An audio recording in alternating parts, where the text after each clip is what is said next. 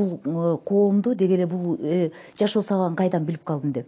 Бөкөн Сыдыковна менен мындай иш боюнча көбүрөөк байланышам да.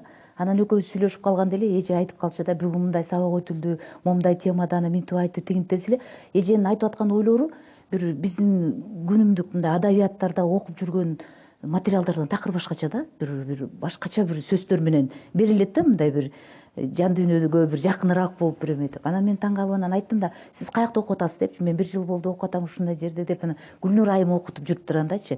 Анан мен өзүм кызыктым ушугачы, кызыгып анан баргым келди. Барып анан Бүка Сыдыковна менен ошол сабакка бара баштадык.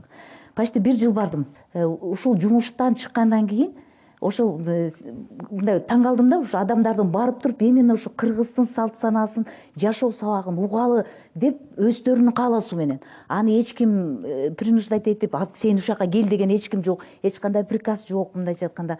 Буларга дагы эч ким акча төлөп берген эч ким жок. Бирок жумушка келгендей кечинде келишет. Анан ошентип жумасына 2 жолдан ушундай окуп жүрдүк. Анан барып окуганда мен дагы окумуштуу адаммын, чынында изилдөө, илим изилдөөдө жүргөм. Мына ошондуктан мага таң калыштуу нерсе эмне болду? Бул жердеги айтылган ойлор, жашоо сабагындагы айтылган ойлор бир башкача ойлор да. Мындай бир эч бир китептен таба албаган, чын эле ушундай турбайбы деп бир өзүң ынана турган, бир жүрөктөн чыга турган, жүрөгүң түпкүрүндө бир сандыкта калып калган, анан ошол ушундай деп алып чыккандай сыяктуу да, мындайча айтканда. Анан мага аябай жакты, чынын айтсам. Мен тынымсыз сабактарга барып аттым.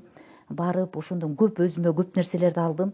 Гүлнур айымдан келип окуп келгенден кийин эле студенттердин астына чыкканда же болбосо тренинг өтүп калсам эле аябай акылдуу болуп ошол жактан үйрөнгөндөрүмдү айтып берем десем, баардыгы тең таң калып калышат, аябай дегенде.